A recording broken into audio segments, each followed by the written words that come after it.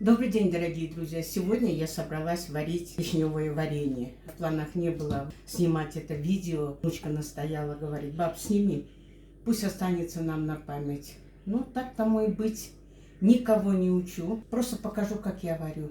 Тут у меня 3 килограмма вишни, соответственно, сахара тоже 3 килограмма. Вот у меня такая чашка, прошла огонь и воду, и медные трубы. В этой чашке, наверное, сварила я тонну варенья, если не больше. Кто-то говорит, что в алюминиевой посуде нельзя готовить. Чашка еще советских времен, если мне не изменяет память, мне кажется, что даже стенки были немножко потолще. Она еще послужит мне долго-долго. Закладываю вишню, любое варенье, любой фрукт или ягоду пересыпаю слоями с сахаром. Слой вишни, слой сахара. Кто-то варит сразу. Я никогда никакое варенье так не варю.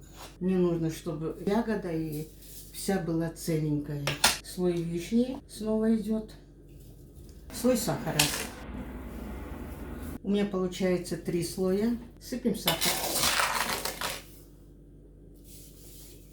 Все. Вот в таком виде оставляем на несколько часов. Сейчас день у нас. Вечером перед сном я поставлю, один раз закипячу его. И будем в 3 этапа варить варенье. Получается очень вкусное, насыщенное варенье.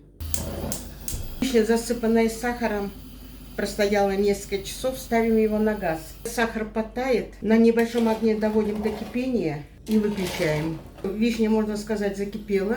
Вишня закипела, выключаю газ и оставляю до полного охлаждения. Это займет несколько часов, может быть часов 6-8.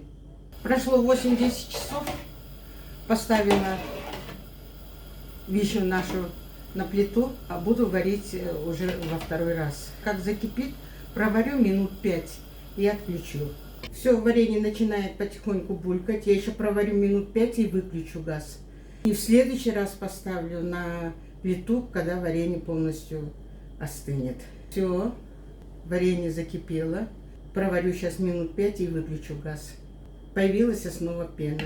Помните, когда я только поставила чашку на плиту, пены у меня не было. Я никогда пену не снимаю в горячем виде. Я пену всегда снимаю в холодном виде. Это получилось случайно в далекой юности. Варила также варенье и оставила шумовку в чашке вот так. И побежала по своим делам. А когда в следующий раз решила поставить снова на плиту, мне нужно было шумовку эту убрать. Стала поднимать шумовку, а с обратной стороны пена налипла. Я его об край миски. С тех пор я собираю пену в холодном виде. Не хлопотно, никаких проблем. Достаточно. Варенье больше не буду варить на этом этапе. Газ выключаю, оставляю до полного остывания, часов на 8-10. Поставила 3-й раз закипеть варенье. Цвет сейчас меня устраивает. Не хочу, чтобы темнее стал, поэтому я засыпала сюда чайную ложку лимонной кислоты. Цвет, посмотрите, какой красивый. Не люблю вишневое варенье, чтобы было темненьким. Мне кажется, можно еще пол-ложки положить. Итого 1,5 чайной ложки лимонной кислоты. Варенье еще горячим заливаю в банки.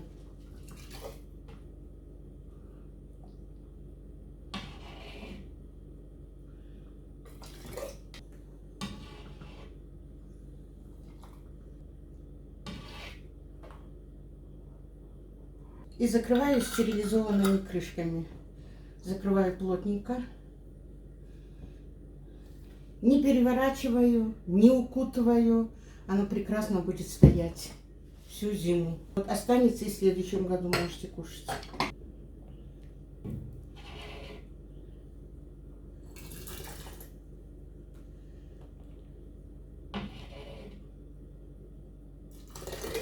Варенье все закатали, получилось у нас в итоге 2 литровые баночки, 2 700-граммовые баночки